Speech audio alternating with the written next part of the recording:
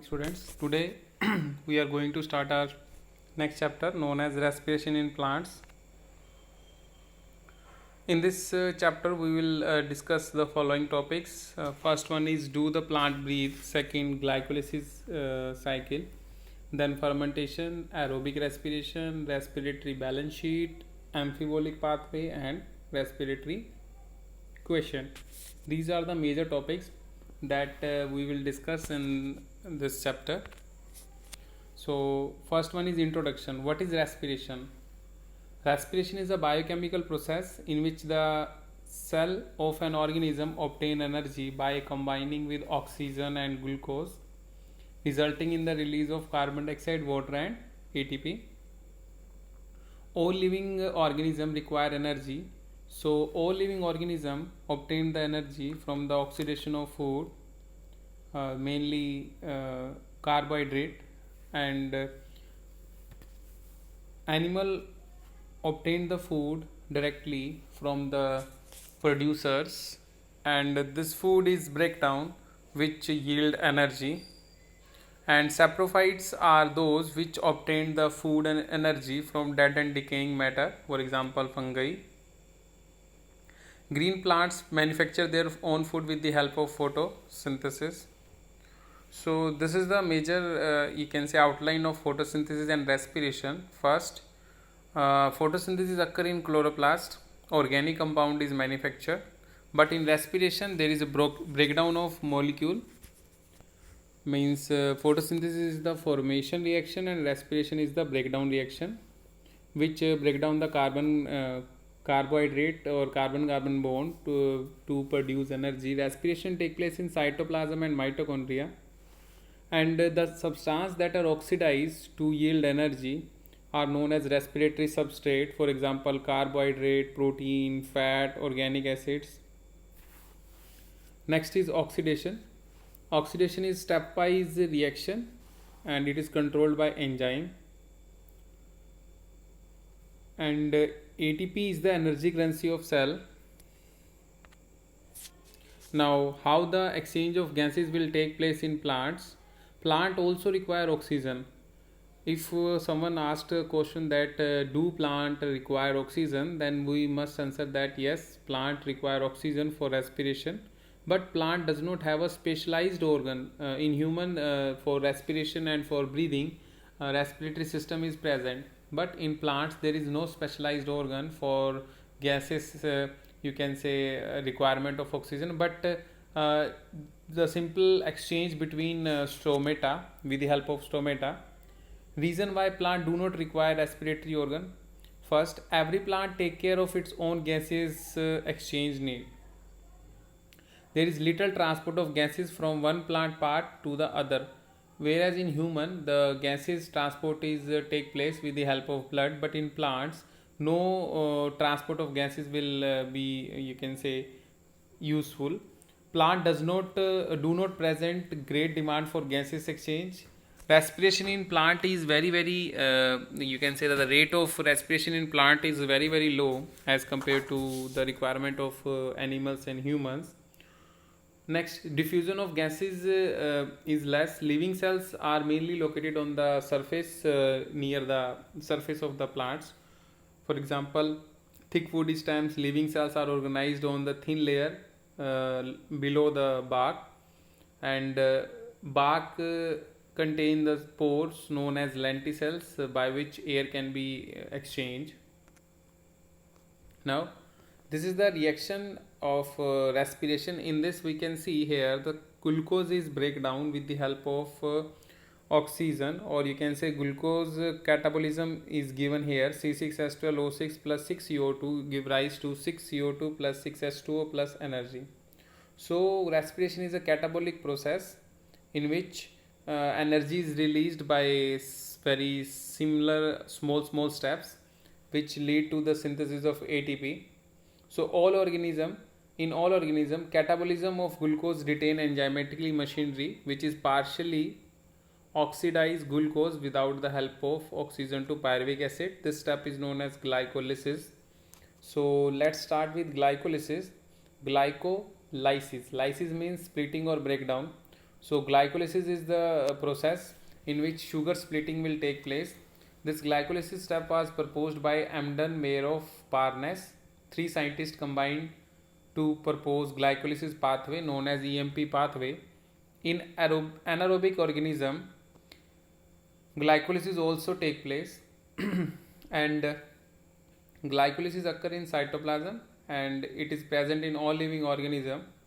In this, glucose is partially oxidized to form two molecules of pyruvic acid, and further sucrose and carbohydrate are also you can say break down with the help of this glycolysis pathway. There are different enzymes that are required during this glycolysis pathway. Some of the enzymes are given below: invertase, hexokinase. Invertase means this enzyme invert the sugar. Hexokinase, isomerase. Isomerization reaction will take place with the help of this isomerase enzyme. Dehydrogenase, kinase, enolase, pyruvate kinase.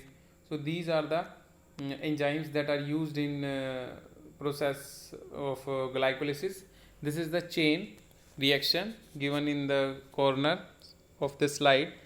Glucose is converted into glucose 6 phosphate. Glucose 6 phosphate is further converted into fructose 6 phosphate. You can see in the slide.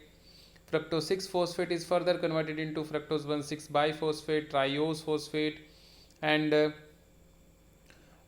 through triose phosphate means glyceraldehyde 3 phosphate, the two molecule of 1,3 bi PGA will form, and again 3 PGA will also form, and then 2 PGA, then phosphoenol pyruvate, and at the end pyruvic acid will form.